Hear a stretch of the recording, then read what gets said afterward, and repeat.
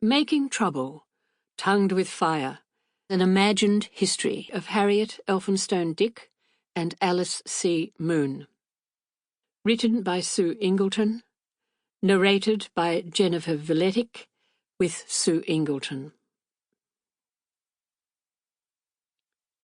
One thing only I believe in a woman, that she will not come to life again after she is dead.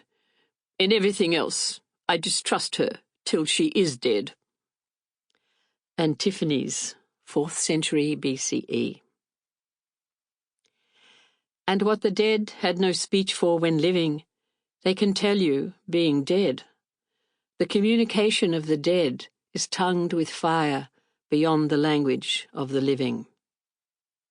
T.S. Eliot, Little Gidding, 4 quartets. Prologue. The search begins.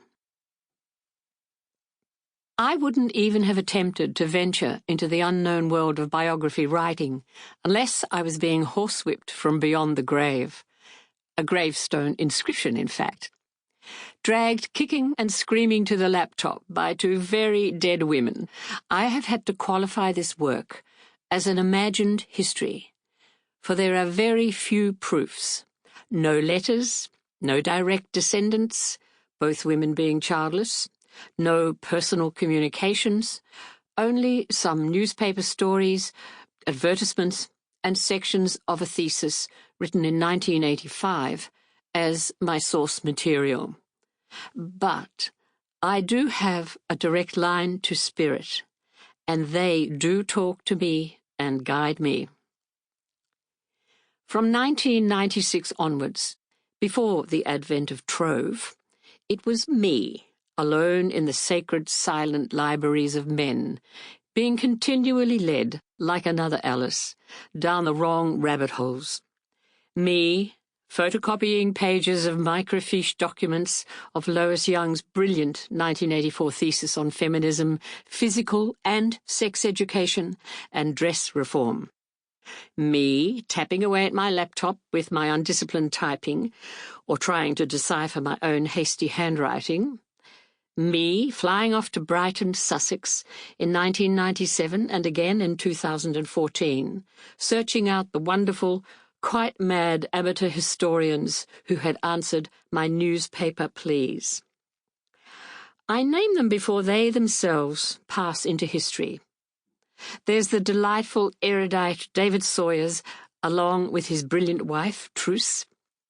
The charmingly docile Roy Bruder, a distant relative of Harriet's family, and his quick-witted wife, the divine Anne, me sitting with her on her Hove patio sharing G&Ts and laughing hysterically about marriage with men.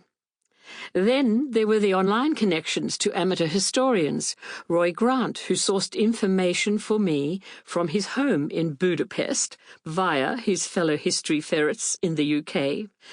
See, there's a secret society out there. But be warned, fellow biographers. Research is a matter of wearing blinkers so you don't get seduced to creep off down a mysterious, alluring alleyway in history.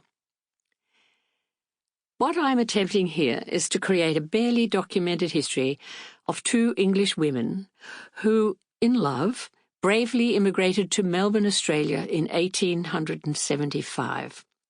Harriet Elphinstone Dick, née Rowell, she changed her name, and Alice Caroline Mercy Moon.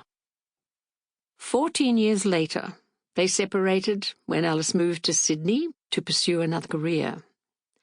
Harriet, bereft, followed her. But in 1894, Alice, aged 37, suddenly died. Harriet, emotionally damaged by the split from her partner's life and almost destroyed by her sudden death, eventually returned to Melbourne, where 8 years later she too died. The Victorian fin de siècle.